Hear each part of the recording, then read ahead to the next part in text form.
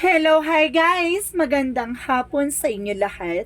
This is Chin from Masagari Channel, a faith healer, also mata reader. So ngayong hapon, natatigan natin ang nagsasabihin sa inyo ng ating mga gabay. This is special gabay for the month of January 16 hanggang January 22 for the sign of Capricorn. So Capri, welcome to my channel. Ano kayang messages, advices ng spirit guides ang ating masasagap for today's video? Kano naman kayang energy or kaganapan sa buhay ng mga Capricorn ang ating mahagilap? So guys, this reading is a general reading lamang, hindi lahat makaka-resonate. Kung lamang pa makaka-relate sa inyo, and comment down below kung kaninong energy ang ating nasagap. And of course, don't forget to like and subscribe my channel and hit notification bell for more videos update. And of course, maraming salamat po sa mga walang sawang pagsuporta sa aking channel, lalo na hindi nag-skip ng ads. Naway pagpalain kayo ng Diyos at may kapal, siksik diglig nag-uumapa ang biyayang manibalik sa inyo. And of course, maraming salamat. Umpisa natin ang totoong laban for the sign of Capricorn.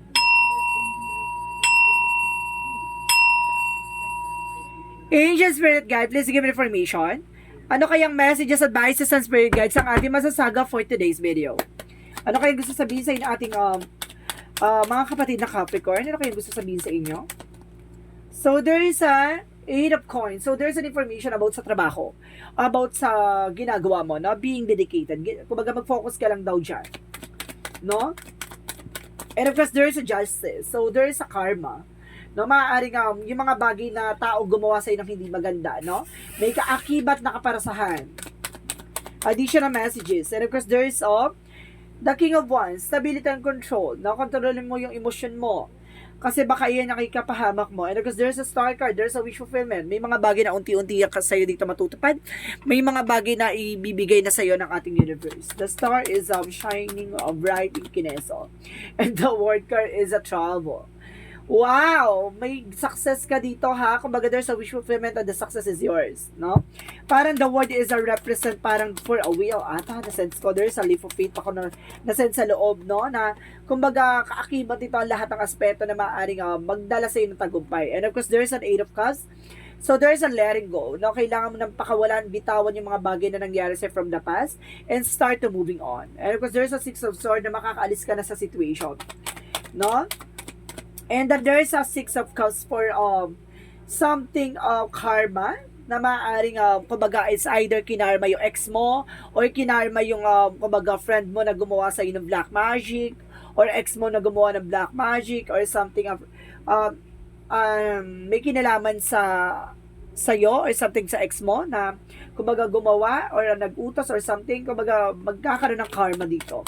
So let's see what is the King of Wands. So there's a Palace of coin. Represent kumbaga financial windfall. No, maaaring magkaroon ka, kumbaga there's some benefits na makukuha ka dito, no, dahil sa nagiging mahinahon ka, kumbaga dito kumbaga magsasuccess ka. So let's see what is the star card. Represent, there's a Queen of Cups. So magkakaroon ka na ng healing dito. Double clarification, there's an healing and healing. No, there's an hope. The word card represent the strength card. So, kailangan mo maging matapang. Kung magiging ibang bansa ka, kung pupunta ka sa ibang bansa, kailangan mo maging matapang. Maging malakas ang loob mo. No? Alisin mo yung takot at pangamba mo. And because there's an 8 of cups represent the hangman. No? Kumbaga, there's a moving on or something information na parang hindi ka makamove on or something na hindi ka makagalaw, hindi ka makakilos, you're feeling hang, you're feeling stuck, no? Sa nakaraan. So, let's see. What is the 8 of Pentacles and the 6 of Swords? There's a 4 of Coins. So, there's a 4 of Pentacles represent a budgeting, protection ng may power mo, even your territory, even your finances. At sinasabi dito, makakaalis ka na sa situation mo, basta mag-focus ka lang sa ginagawa mo.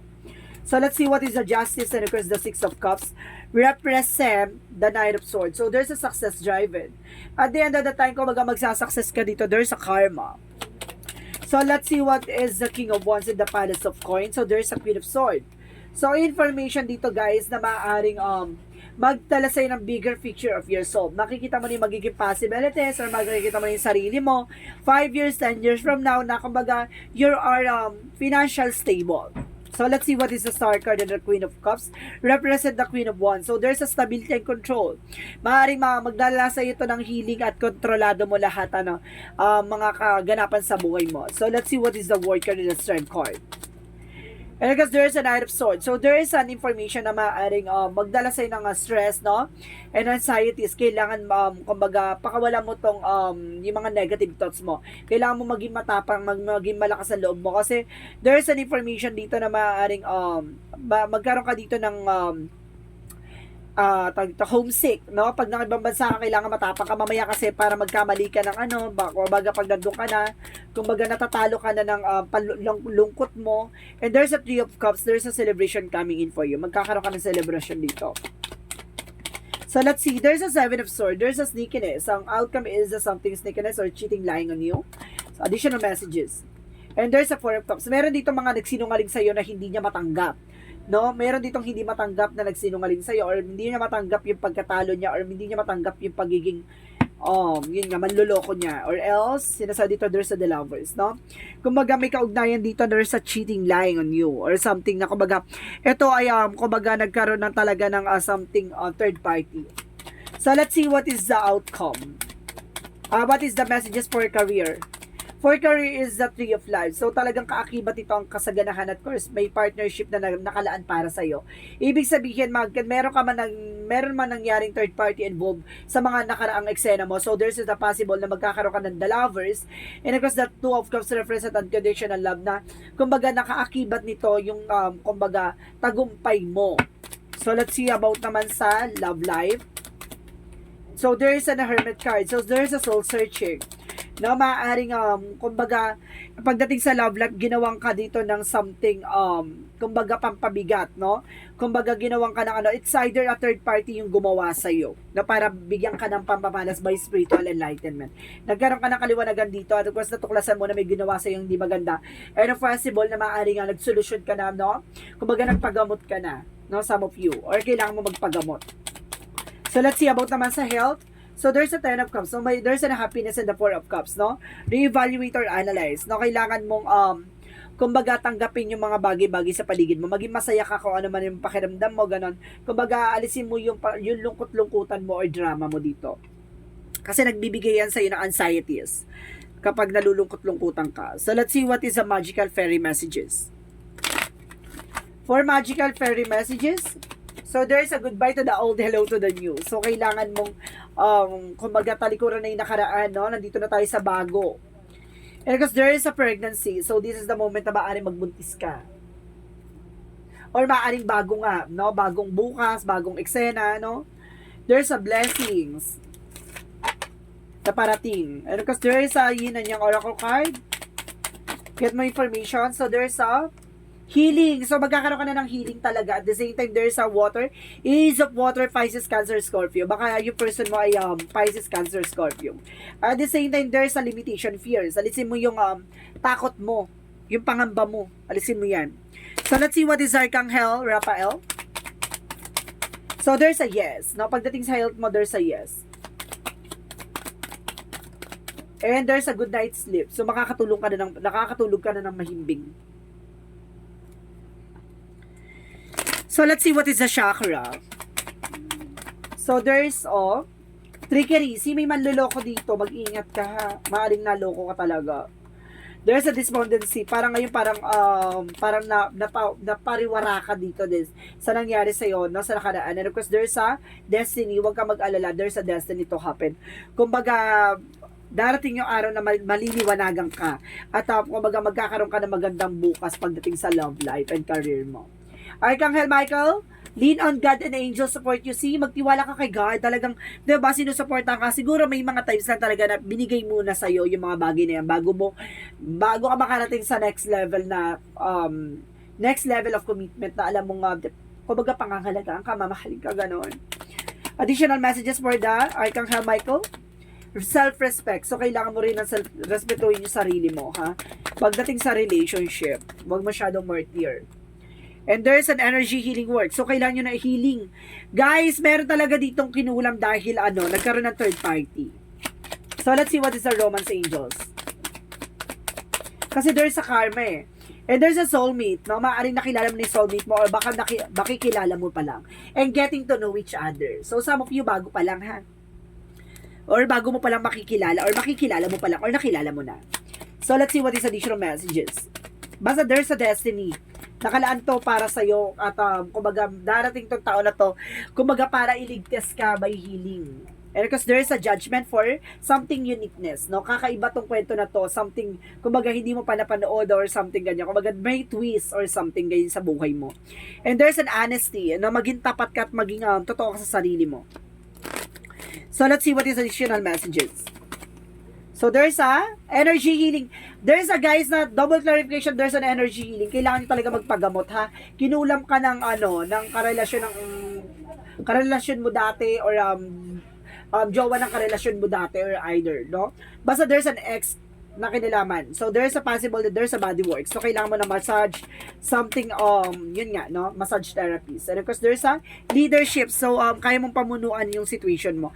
Kasi alam mo sa sarili mo, naniniwala ka na may ginawa sa yung hindi maganda. So let's see what is the Monsology. The answer you need is coming. So kumbaga nalalapit ang kasagutan sa katanungan mo.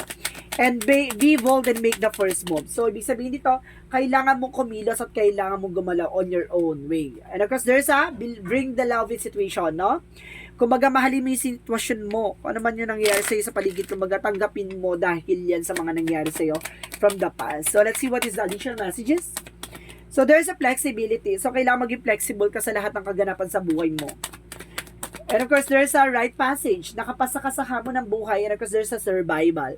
No? Kumbaga, nakaligtas ka, nakapasa ka, nakaalis ka na sa sitwasyon. At least, diba, you are moving on. And there's a cleansing. So, ayun yung isa pa to. Kailangan mo mag-cleansing.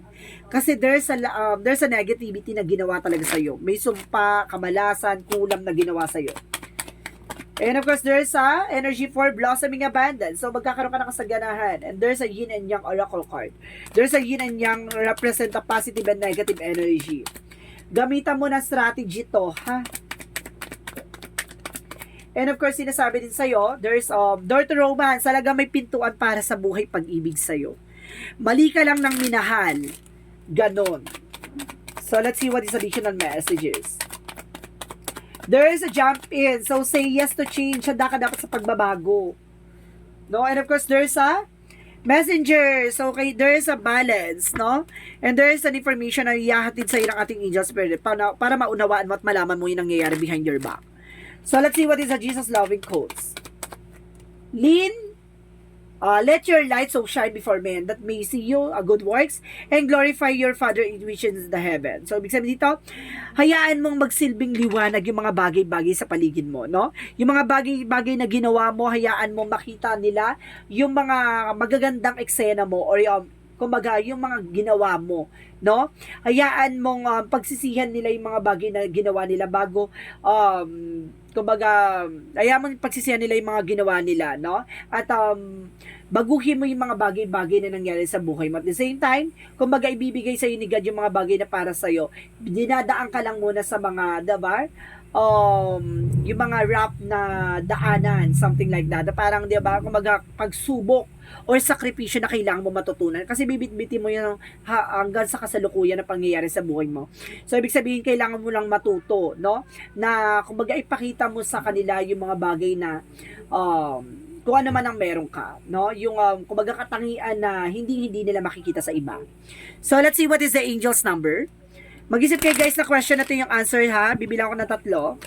1, 2, 3. Angels answer. Give me an answer for the question. Anong mga naisip nyo na tanong guys? Ito na. And of course, sinasabi dito, there's an it's up to you. Nasa sayo yan, no? Kung yung magiging decision mo, magiging plano mo, nasa sayo, it's up to you. And of course, there's the situation will improve. Na yung sitwasyon mo, magbabago na. At the same time, there's a remain positive. No? Kailangan mo panatiliin positibo yung nangyari sa buhay mo. Nasa sayo yan, kung babaguhin mo or matututo ka sa nangyari sa'yo sa nakaraan. So, let's see what is the angel's number. Basta isa lang sinasabi sa'yo ng angel spirit, yung sitwasyon mo ay magbabago na. So, let's see what is the angel's number. There's a 31. I am disciplined. So, kailangan mo magkaroon ng disiplina sa sarili mo. Your approach to your life is an effective mix of both practicality and imaginations. Your mind is stirring with the creative ideas and you have the organization skill to manifest them to life. So, ibig sabihin dito, kailangan magkaroon ka ng disiplina sa sarili mo. Na kailangan mo maging practical, no? Sa mga bagay-bagay na ginagawa mo. Maging practical pagdating sa finances, sa career, sa love life, so on. So, sinasabi dito na, kumbaga, kailangan mong maging totoo sa sarili mo, no? Maging totoo sa mga ginagawa mo. At ipakita mo sa mundo kung sino talaga yung ikaw, no? Yung pagkatao mo, no? Ipakita mo sa kanila kung anong katangian ang meron ka na hindi makikita sa iba. Okay? So let's see what is the messages of life. So there is a door to the infinite. So, sinasabi dito, at my heart center, there is door that leads to the infinite. Today, I visit my heart center and open the door. As I enter, experience a deep sense of serenity. I understand that I am eternal, that I am indestructible. From here, I can see beyond my life challenges to the higher level of my existence. I know now that my inner light is infinite. So, alam mo sa sarili mo na walang hanggan o, kumbaga, walang katapusan ang bagay-bagay sa'yo. Kumbaga, mabuti ang kalooban mo, mabusila kang pakakalooban mo. Kumbaga, may mga bagay tayo sa buhay natin na, kumbaga, alam mo hindi matatapos ang pagsubok at hindi matatapos ang success. Alam mo hanggat may buhay, may pag-asa. At ang pag-asa na to ang magsisilbi sa'yo at ipapakita nito ang pagbabago na magaganap sa buhay mo. Tandaan mo, hanggat nakakapit ka sa Panginoon, kumbaga, iaangat ka niya sa lahat ng mga sakripisyo at mga pinagdaanan mong problema. Alam mo, hindi ka niya pababayaan at the end of the time. 'Di ba? Kumbaga, may mga bagay lang na kailangan sa iyo ipakita or iparating or ipaalam bago mo matutunan yung mga bagay-bagay. So guys, this is a special gabay for the month of January 16 hanggang January 22 for the sign of Capricorn. So, Capri, maraming salamat for your wonderful reading. So, once again, this is Chin Rodriguez, Mama Sagar channel, a faith healer, also mata reader. So, this reading is a general reading lamang, hindi lahat makaka-resonate. Kunin lamang po makaka-relate sa inyo. Comment down below kung kaninong energy ang ating nasagap. Maraming salamat guys and see you in the next video. Bye-bye and babush!